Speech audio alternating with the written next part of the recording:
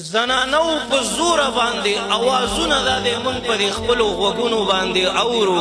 ای خورې ته د مسلمان لور یې، ای خورې ستا په سر باندې د بیبي فاطمې د حیا صادر پکار دی. لږه غوندې خوشحالي پې راشي، پیریان پې راشي، بیا په ځان نه پوهېږي. مونږ ورته زارۍ منتونه کوو، مونږ وایو الله مه خفه کوه.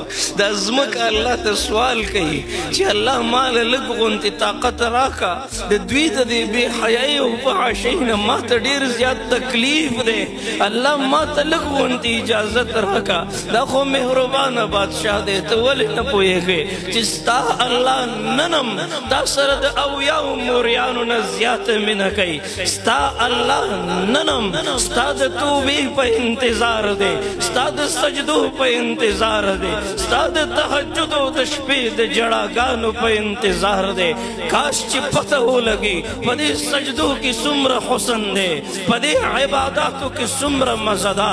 د محمد مصطفی سرور کائنات خاتم المرسلین امام الانبیاء په سنتو کې څومره عزت دی، څومره خوند دی پکې، څومره لذت دی پکې. پته به ولګي بس دی واپس شي. دا مونږ چې په کومو لارو رواني، اے مسلمانانو مشران په نظر راځي، نوجوانان په نظر راځي. که زما آواز هغې خور ته رسي، کور کې ناسته هغې مور ته رسي، سوال کومه ستا د کور ماحول ستا په لاس کې دی.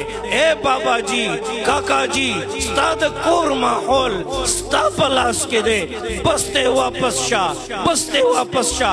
یا ایها الذین آمنو اے ایمان والو قو انفسکم خپل ځانونه وساتئ، و اهلیکم بل اهل و عیال وساتئ. نارا داسې اور دی وقودها الناس والحجاره، د دې اور خشاک خلق دی او کاڼې دي.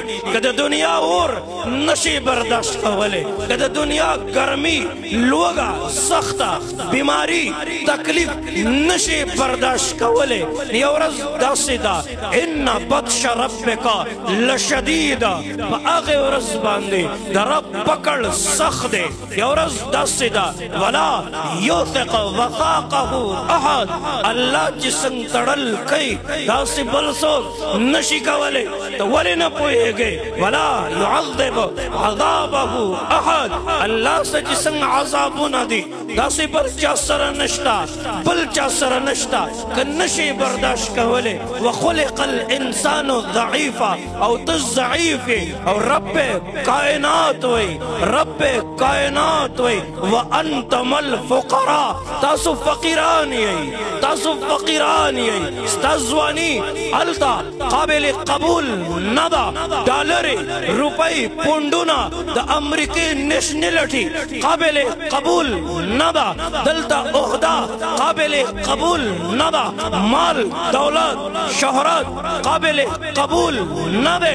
هلته اے مسلمانانو سوال کوم، تقریر نه دی، بیان نه دی. که ته په دې خیال اورې مولانا صاحب راغلی دی موږ ته تقریر وکړو، تقریر نه دی، تقریر نه دی.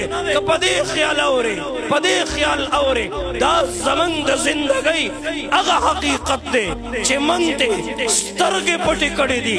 هلته صرف او صرف د اعمال صالحه او کرنسي چلیږي.